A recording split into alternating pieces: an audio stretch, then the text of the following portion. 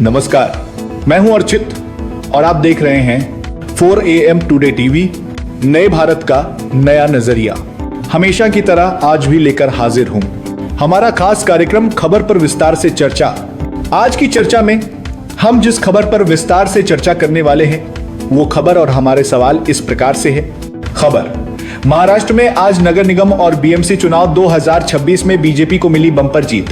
बात सिर्फ महाराष्ट्र के चुनाव तक सीमित नहीं है, देश की राजनीति का भविष्य आने वाले समय में क्या होगा, क्या देश की विपक्षी राजनीति के भविष्य का, क्या महाराष्ट्र के नतीजों ने इंडिया गठबंधन पर सवाल खड़े कर दिए हैं, क्या विपक्ष अब बिखर चुका है, और सबसे बड़ा सवाल, कांग्रेस अब अकेले लड़े या गठबंधन के सहारे। आज इन्हीं सवालों पर खबर पर विस्तार से चर्चा। महाराष्ट्र में हाल ही में हुए स्थानीय निकाय और म्युनिसिपल कॉरपोरेशन चुनावों में बीजेपी का प्रदर्शन बेहद मजबूत रहा है। पिछली बार जहां बीजेपी करीब 13 नगर निगमों तक सीमित थी, इस बार उसकी मौजूदगी कई नई जगहों पर बढ़ती नजर आई। कई नगर निगमों में बीजेपी ने लगभग क्लीन स्वीप किया। लेकिन सवाल यह है, क्या यह सिर्फ स्थानीय चुनाव की जीत है या फिर यह विपक्ष की कमजोरी का संकेत है? अक्सर कहा जा रहा है कि 2024 के बाद इंडिया गठबंधन बिखर गया, लेकिन जरा पीछे चलते हैं। इंडिया गठबंधन का मकसद क्या था?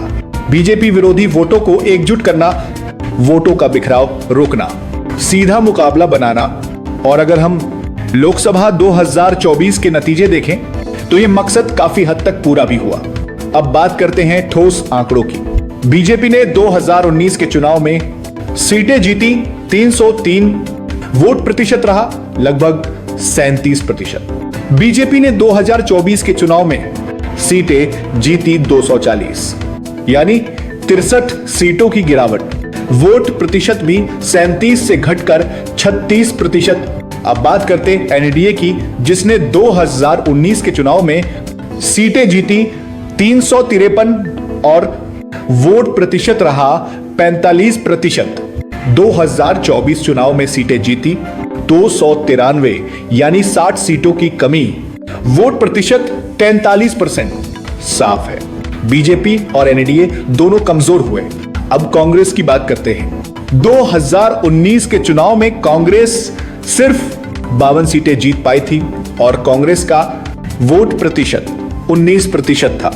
अब बात करें 2024 में, कांग्रेस वोट प्रतिशत 2% बढ़ा जीती हुई, सीटें बढ़कर 99 हो गई। यह बढ़त क्यों मिली? क्योंकि विपक्षी वोट एक जगह सिमटे। अब बात करें इंडिया गठबंधन के प्रदर्शन पर तो 2019 के चुनाव में यूपीए 91 सीटें जीता, 27% वोट मिला। 2024 के चुनाव में इंडिया गठबंधन 234 सीटें जीता, 41% वोट मिला। यानी गठबंधन ने बीजेपी विरोधी राजनीति को नई ताकत दी। आज की राजनीति में एक बात बिल्कुल साफ है, कांग्रेस के बिना बीजेपी को राष्ट्रीय स्तर पर कोई नहीं रोक सकता। और कांग्रेस में नेतृत्व की धुरी राहुल गांधी ही हैं। चाहे मुद्दा हो वोटिंग सिस्टम, आर्थिक असमानता, अडानी, जाति जनगणना, राहुल गांधी का एजेंडा साफ है। देश में इस समय 14 राज्य बीजेपी शासित हैं। इन 14 राज्यों से, जिसमें लोकसभा की सीटें हैं 282, बीजेपी ने जीती है 171 सीट और कांग्रेस जीतती है सिर्फ 38 सीट। यही कांग्रेस की डू और डाई लड़ाई है। यहां कांग्रेस को किसी सहारे की नहीं, खुद के दम की जरूरत है। उत्तर प्रदेश का उदाहरण देखिए। 2014 और 2019 में बड़े गठबंधन के बावजूद कांग्रेस सिर्फ 5 सीटें जीती और 2024 में कांग्रेस के साथ गठबंधन हुआ तो समाजवादी पार्टी को 37 सीटें मिली। सवाल उठता है, फायदा किसका ज्यादा हुआ? तमिलनाडु में कांग्रेस को सीटें मिली डीएमके की वजह से। जहां गठबंधन टूटा वहां दोनों शून्य पर पहुंच गए। यानी गठबंधन दोनों के लिए जरूरी है। कांग्रेस के लिए रास्ता साफ है। विधानसभा चुनाव अकेले लड़े, अपनी राजनीतिक जमीन मजबूत करे। लोकसभा चुनाव गठबंधन में लड़े, लेकिन अपनी टर्म्स पर लड़े, युवा चेहरों का पार्टी में कद बढ़ा करे, आपसी फूट पर समाधान निकाले और एकजुट होकर चुनाव लड़े।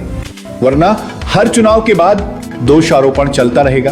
कांग्रेस के पास खोने के लिए कुछ नहीं, लेकिन पाने के लिए पूरा देश है।